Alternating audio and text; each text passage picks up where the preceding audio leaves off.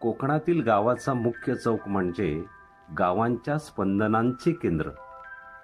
दुपारच्या उन्हात चमकणारा आणि कडेला उभ्या असलेल्या कौलारू घरांच्या सावलीत शीतल वाटणारा, प्रत्येक घरातून येणारे ताजेतवाने वाटणारे चुलीवरील वाफाळत्या अन्नांचे सुगंध, हे सगळं मिळून चौकाला एक अदृश्य ऊब देत असे.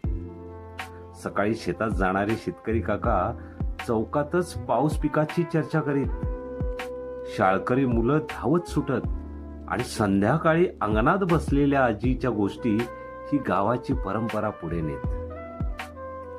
परंतु आता काळ बदलला. गावातील तरुण शिक्षण नोकरीच्या शोधात दूर शहरात गेले. अनेक कुटुंबांनी गाव सोडलं. काही घरांना कायमची कुलूप लागली. कधी काळी खळखळणाऱ्या हशाने, बोलण्यांनी भारलेला तो चौक आता शांत, उदास आणि किंचित थकलेला वाटतो. पूर्वी धावणाऱ्या पावलांची गडबड जिथे ऐकू यायची, तिथे आता फक्त वाऱ्याचा आवाज हळूच भिंतींना स्पर्श करून जातो. कधी तेजस्वी दिसणारी जुनी घरे आता काळजीच्या अभावामुळे मलूल दिसतात. एखाद्या बंद खिडकीतून अजूनही कोणीतरी परत येण्याची प्रतीक्षा करीत. तरी सुद्धा त्या चौकात एक गूढ ऊर्जा दडलेली आहे. भूतकाळाच्या आठवणींनी उजळणारी आणि भविष्यात पुन्हा गजबजण्याची आशा बाळगणारी. गावची मंदिरे, वाड्या, ओसरी हे सगळं अजूनही भूतकाळाचं वैभव सांगत उभं आहे. जणू ते सारे एखादा श्वास रोखून वाट पाहत आहेत.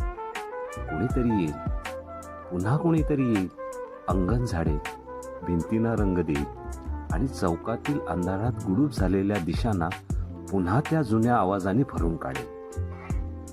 कधी काळी शेती पिकांच्या हंगामात चौकात भरायचे जत्रेचे सोहळे, ते आठवलं की हे अनुभवणाऱ्या गावच्या मुलांच्या डोळ्यांमध्ये आजही चमक दिसते. अजूनही कुठेतरी एखादा तरुण ठरवतो की गाव सोडून न जाता इथेच काहीतरी नवे निर्माण करायचे. कुठे एखादी मुलगी शहरातून परत येऊन आजोळीचं घर जपण्याचा संकल्प करते. हे सगळं चौकाच्या शांतपणात हलक्या आशेची चाहूल देतात. आणि म्हणूनच त्या चौकाला उदास म्हणताना जणू अन्यायच होतो.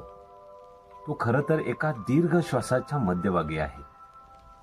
जिवंत होण्यासाठी तयार होत असलेलं गाव, परत याची वाट पाहत असलेल्या घरांचे उंबरठे आणि गडद शांततेच्या मागे दडलेली गजबजण्याची आस.